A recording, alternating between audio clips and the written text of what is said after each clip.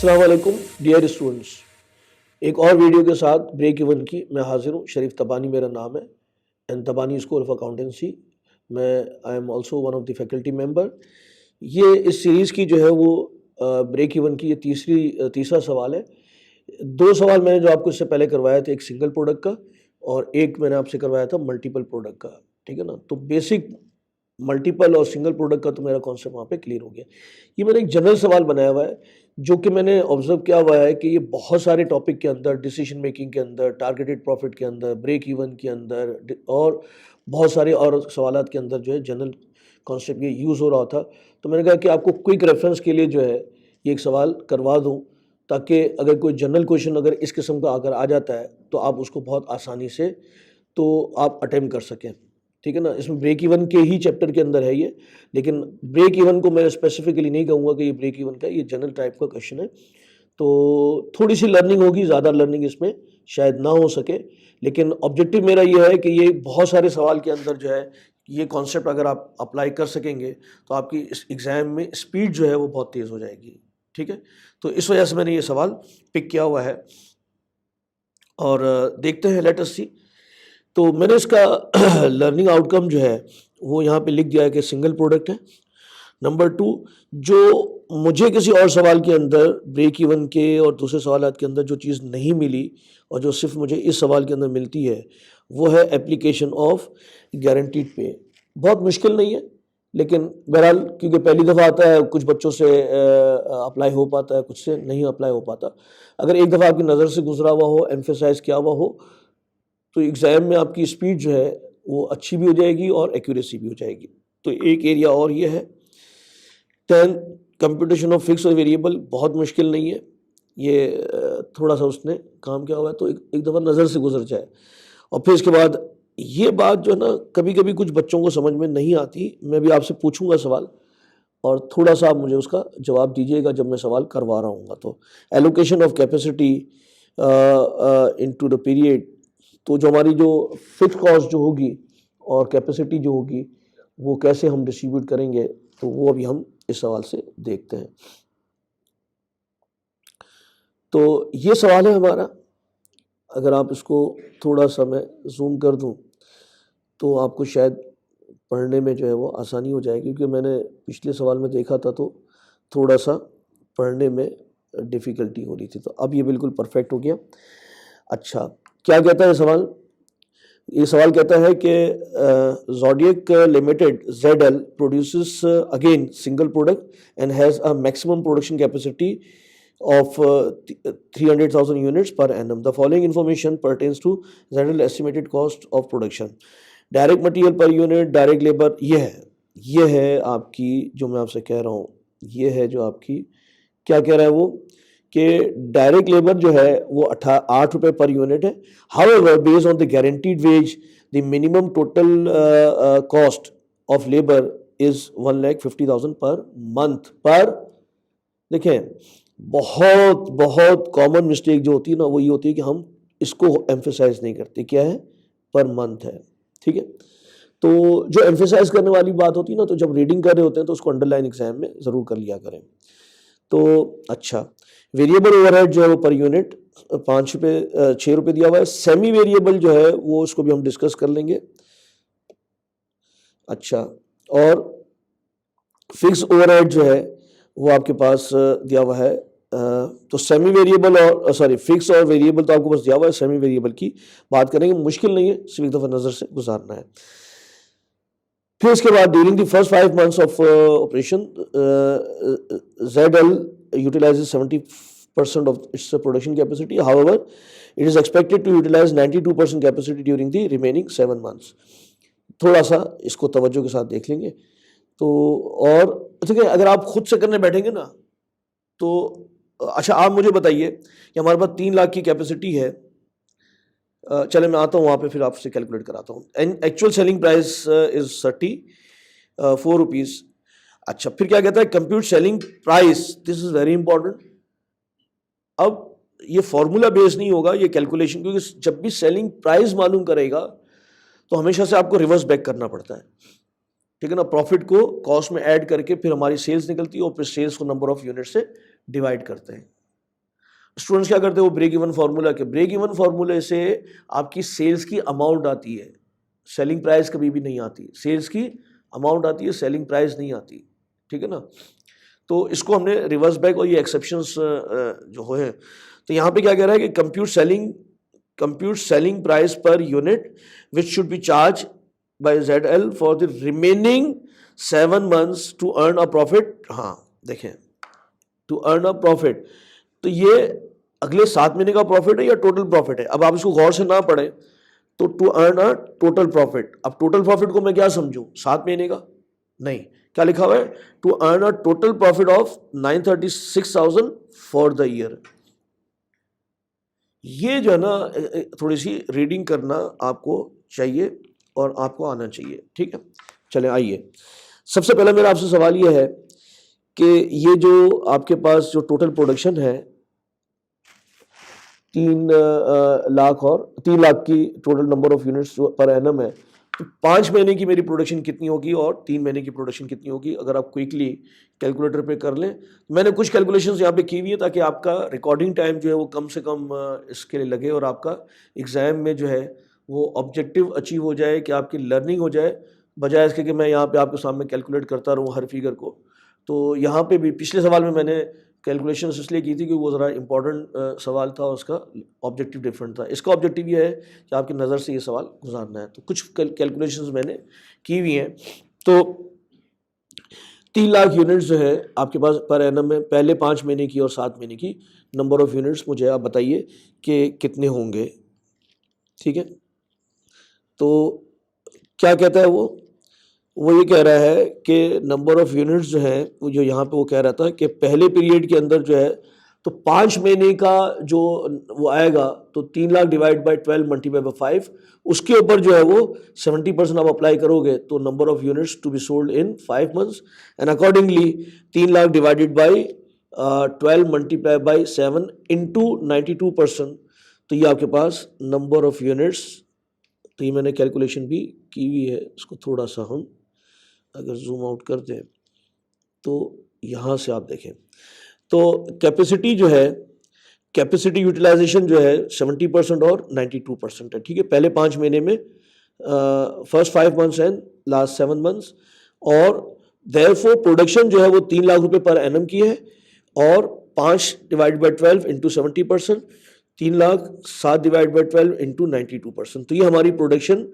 Of first 5 months की आ गई और लास्ट 7 months की आ गई, ठीक है। ये कैलकुलेट करके रखना ज़रूरी था, और बहरहाल होते हैं स्टूडेंट्स जो इसको भी कभी कभी सही से कैलकुलेट नहीं कर पाते, तो ये अपनी जगह पे है। अच्छा, अब क्योंकि यहाँ पे हमें सेलिंग प्राइस निकालनी है तो हम यहाँ पे ये फिगर नहीं निकाल सकते फिलहाल, ठीक है ना, तो ये तो निकल ही नहीं सकती। तो ये फिर हम, यही सवाल है आपका कि इसको कैसे निकालना है, तो हम इसको अभी देख लेंगे। तो अच्छा, जो फिगर इजीली डेटा से निकल सकती थी वो मैंने कैलकुलेट कर दिए। डायरेक्ट मटेरियल 12 रुपये के हिसाब से, डायरेक्ट मटेरियल 12 रुपये के हिसाब से, और कितने यूनिट्स आपके पास है 87,500, तो 12 multiply by 87,500 is equal to 1050,000। इसी तरीके से आपके पास डायरेक्ट लेबर, यहाँ पे वो एप्लीकेशन हो रही है इसलिए मैंने इसको रेड पेन से क्या हुआ है कि डायरेक्ट लेबर 8 मल्टीप्लाई बाई 87,500, ठीक है ना, अगर आप इसको इससे मल्टीप्लाई करें तो ये अमाउंट आती है, आप और मैं अगर इसको वेरीफाई कर लें, इसको आप और हम वेरीफाई कर लें तो ये अमाउंट आ रही है 8 मल्टीप्लाई बाई 87,500, तो अच्छा ये है हमारा 1,50,000 डायरेक्ट लेबर, ये 5 महीने का है, ठीक है ना, ये हमारी जो प्रोडक्शन जो है वो 5 महीने की है, तो ये अमाउंट आ रही है 7 लाख रुपए। तो 5 लाख रुपए की अमाउंट, 5 महीने की जो अमाउंट आ रही है वो 7 लाख, गारंटीड पे के हिसाब से कितनी होनी चाहिए थी, 7,50,000। तो गारंटीड पे का मतलब ये है कि अगर आपकी अमाउंट कम होगी तो आपको गारंटीड अमाउंट देना ज़रूरी है। जैसे ही आपकी अमाउंट जो है वो 7,50,000 से ज़्यादा होगी तो फिर वो अकॉर्डिंगली, तो इसका मतलब क्या हुआ, गारंटीड पे होगा तो विच एवर इज़ हायर, ठीक है ना, labour cost at the rate of 8 per unit और minimum guaranteed rate 150 per month, तो 5 महीने का जो है अमाउंट 7,50,000 आ रहा है, ठीक है। तो यहाँ पे उसने एप्लीकेशन जो है वो बहुत अच्छी की हुई है, और ये मैंने किसी और सवाल में नॉर्मली नहीं देखी। मुश्किल नहीं है, सिर्फ तवज्जो दिलानी थी। अच्छा, ओवरहेड फिक्स, हाँ ये बेटा ज़रा तवज्जो के साथ देख लें। मैं अगर आपसे ये पूछूं कि मेरे पास जो फिक्स कॉस्ट है सवाल के अंदर वो कितनी थी, तो फिक्स कॉस्ट जो थी मेरे पास सवाल के अंदर वो है फिक्स कॉस्ट इस 7,50,000। क्या मैं इसको नंबर ऑफ यूनिट्स के बेसिस पे डिस्ट्रीब्यूट करूंगा या पीरियड के बेसिस पे डिस्ट्रीब्यूट करूंगा? तो ये मेरी बात सब सुन लें। This is to be distributed, जो एडमिन एंड सेलिंग कॉस्ट जो है is to be distributed on the basis of, normally जो है अगर आपको अदरवाइज कुछ कहा गया हो फिर तो एक अलग बात है, इसको हम नॉर्मली पीरियड के बेसिस पे डिस्ट्रीब्यूट कर रहे होते हैं, ठीक है। तो इसलिए जो है आपको इसने यहाँ पे पीरियड वाइज डिस्ट्रीब्यूट किया हुआ है 5 और 7 के बेसिस पे, ठीक है ना। तो मैंने 7,50,000 की कैलकुलेशन जब की तो वो दोनों के अंदर मैंने यहाँ पे चार्ज कर दिया। फिर वेरिएबल कॉस्ट जो है वही आप 87,500 मल्टीप्लाई बाय 6 ये अमाउंट आ गई। सेमी वेरिएबल, हाँ सेमी वेरिएबल की जो है मैंने अमाउंट निकाल ली है नीचे। बेसिकली यहाँ पे ना कोई मतलब ये सेमी वेरिएबल इसको मैं कहूँ या इसको स्टेप फिक्स कॉस्ट कहूँ, तो ये स्टेप फिक्स कॉस्ट जो है ना वो शायद ज़्यादा इसकी की वर्डिंग सही होती है rather than semi variable. Semi variable का मतलब ये होता है कुछ पोर्शन वेरिएबल है और कुछ पोर्शन जो है वो फिक्स है, जो कि यहाँ पे ऐसा है नहीं। ये बेसिकली सेमी वेरिएबल का वर्ड तो इन्होंने एग्जाम में यूज़ कर लिया है, एक्चुअली जो है ना ये इसका वर्ड होना चाहिए था step fix cost, step fix cost.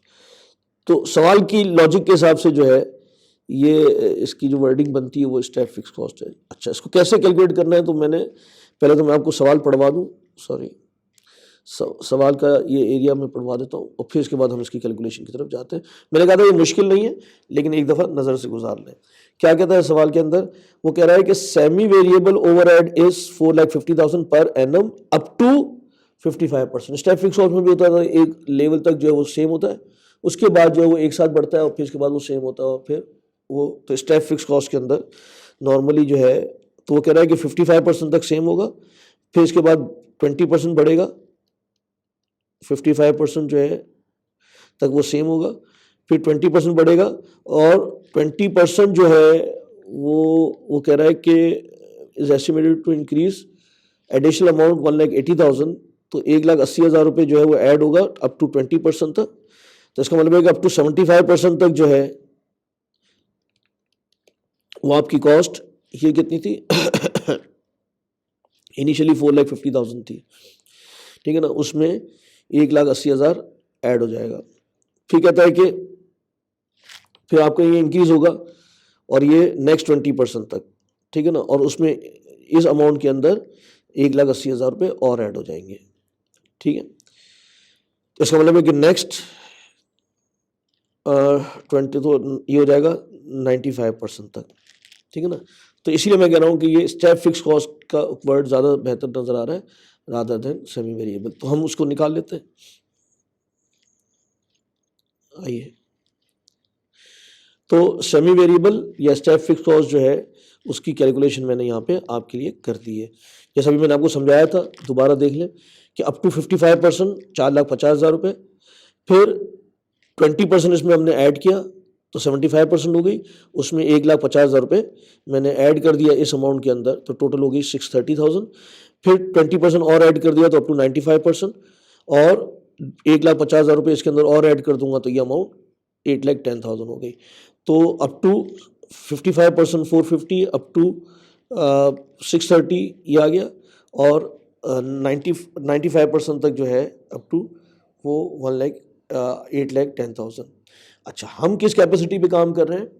पहले पीरियड के अंदर जो है वो 70%, तो इसका मतलब ये हो गया कि पहले पीरियड के अंदर जो है वो ये अप्लाई होगा और दूसरा पीरियड वो कह रहा था कि 90%, तो अप टू 75% तक ये हो जाएगा और 75% से जैसे बढ़ेगा तो इसका मतलब है कि फर्स्ट 5 मंथ के ऊपर ये अप्लाई होगा और नेक्स्ट 7 मंथ के ऊपर ये ब्रैकेट अप्लाई होगा। तो 630 तो जो है वो तो आपका एनुअल है, ठीक है ना, तो 5 महीने का कितना हुआ, तो 5 डिवाइड बाई 12 ये अमाउंट आ गया और 8,10,000 जो है वो अप टू 95% तक है, लेकिन ये 7 महीने का, ये एनुअल है। तो 7 महीने की जो अमाउंट आ गई, 7 महीने की जो अमाउंट आ गई, ये 5 महीने की अमाउंट आ गई, ये 7 महीने की अमाउंट जो है आपके पास 8,10,000 डिवाइड बाई 12 मल्टीप्लाई बाई 7, तो ये आ गई। ठीक है बेटा, तो टोटल कॉस्ट मेरे पास पहले 5 महीने की जो है वो आ जाती है 2,900,000। सेल्स में से इसको माइनस करूं तो मेरे पास प्रॉफिट जो बचा है वो ये है। ठीक है, अच्छा अब वो क्या कह रहा है, जरा तवज्जो के साथ हम देख लेते हैं। वो कह रहा है कि मुझे जो टोटल प्रॉफिट जो चाहिए, टोटल जो प्रॉफिट चाहिए वो कितना चाहिए था। तो टोटल प्रॉफिट रिक्वायर्ड इज शायद 9,36,000। Total profit required is 9,36,000। ठीक है, इसमें से पहले 5 महीने का कितना प्रॉफिट आ गया है, पहले 5 महीने का जो प्रॉफिट आ गया है वो मेरे पास 936 माइनस 75। तो इसका मतलब है कि मुझे अगले 7 महीने का जो प्रॉफिट चाहिए वो 8,61,000 चाहिए। ठीक है, अच्छा ये तो मुझे चाहिए प्रॉफिट। ठीक है, अब मेरे पास जितनी वेरिएबल कॉस्ट है, या सॉरी जो टोटल कॉस्ट है, इसमें इसको ऐड कर दूंगा तो मेरे पास सेल्स की वैल्यू आ जाएगी, और फिर नंबर ऑफ यूनिट से डिवाइड कर दूंगा तो सेलिंग प्राइस आ जाएगी, and that is the requirement. तो क्विकली जो है 12 मल्टीप्लाई बाई 161,000, तो ये जो अमाउंट आ रही है वो है 1,932,000, ये अमाउंट आ रही है। अच्छा, अब क्योंकि यहाँ पे गारंटीड पे से अमाउंट ज़्यादा हो गई है, 8 मल्टीप्लाई बाई, कैलकुलेट कर लेते हैं, 8 मल्टीप्लाई बाई 161,000, तो आपके 1.5 लाख रुपए पर मंथ से ये अमाउंट बढ़ जाती है। ये अमाउंट आ रही है मेरे पास 1,288,000। अब मैं इसको वेरीफाई करना चाहूँ कि ये बढ़ रही है नहीं बढ़ रही, तो 1,288,000 डिवाइडेड बाय 7 करता हूँ तो पर मंथ की अमाउंट आ रही है 184,000। मिनिमम गारंटीड कितना था, ₹150। तो विच एवर इज़ हायर, तो ये ज़्यादा है तो हमने इसको चार्ज कर दिया। ठीक है, फिक्स ओवरहेड मैंने एलोकेट कर दिया है, वेरिएबल ओवरहेड ₹6 के हिसाब से मल्टीप्लाई बाय 161, तो वेरिएबल ओवरहेड जो है मेरे पास आ रहा है 966,000, और सेमी वेरिएबल या स्टेप फिक्स कॉस्ट मैंने आपको यहाँ पे बताया कि 8,10,000, 7 डिवाइड बाई 12, ये हमने अमाउंट कैलकुलेट कर ली। टोटल वेरिएबल कॉस्ट अगर मैं निकालता हूँ तो ये अमाउंट आ रही है 5,096 और 1,000। अब जैसे मैंने आपसे क्या कहा था कि हमें अगले 7 महीने का जो प्रॉफिट चाहिए वो ये है, और टोटल कॉस्ट जो है मेरे पास ये आई, तो इसमें अगर मैं इसको ऐड करूंगा तो मेरे पास टोटल सेल्स आ जाएगी। ठीक है, तो अगर आप चाहें तो मैं यहीं पे इसकी फिगर को ऐड करके और कैलकुलेट कर देता हूं मैं आपको। यहाँ पे इसको ऐड कर देंगे तो मेरे पास टोटल सेल्स की फिगर आ जाएगी, जो कि उस वक्त मेरे पास क्वेश्चन मार्क था। अच्छा, कितनी अमाउंट है, तो ये अमाउंट जो आ रही है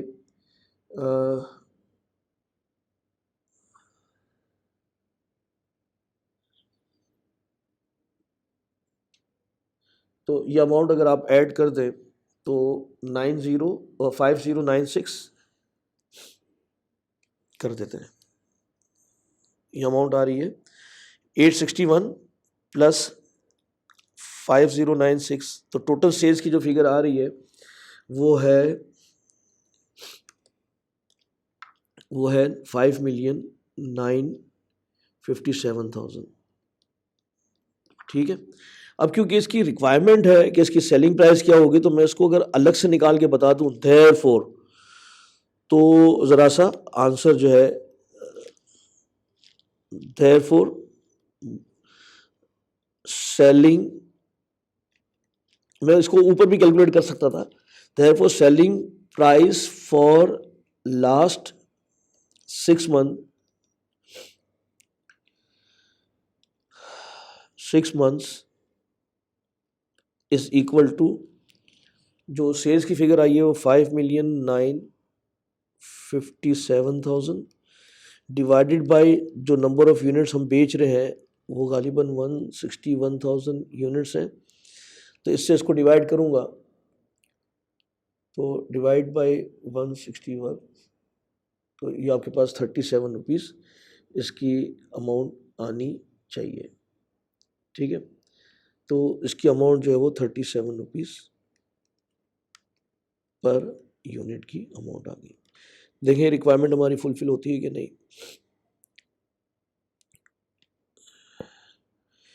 compute the selling price per unit which would be charge by ZL for the remaining 7 month to earn a profit of 936,000, total profit of 936,000।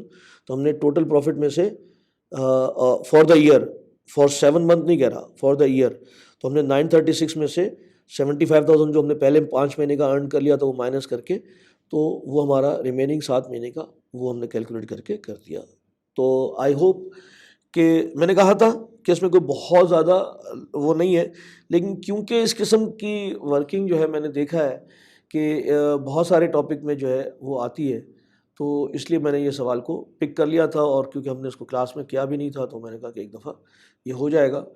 और अगर मेरे पास एक और बहुत अच्छा सवाल है, देखूं मेरी प्रायोरिटी क्या बनती है, that is margin of safety के बेसिस पे, तो वो सवाल भी अगर मैं हो सका तो आपको करवाता हूँ, वरना मेरे ख्याल से ये आपसे जो मेरा वादा था सिंगल प्रोडक्ट और मल्टीपल प्रोडक्ट और फिर एक ये सवाल, तो ये वादा मेरा पूरा होता है। तो चलते चलते फिर आपसे वही एक रिक्वेस्ट है कि अपनी दुआओं में याद रखें, और मैं भी आपके लिए दुआ करता हूँ, आप भी दुआ करें कि हम सबसे जो है वो अल्लाह ताला खुश हो जाए। अस्सलाम वालेकुम व रहमतुल्लाह।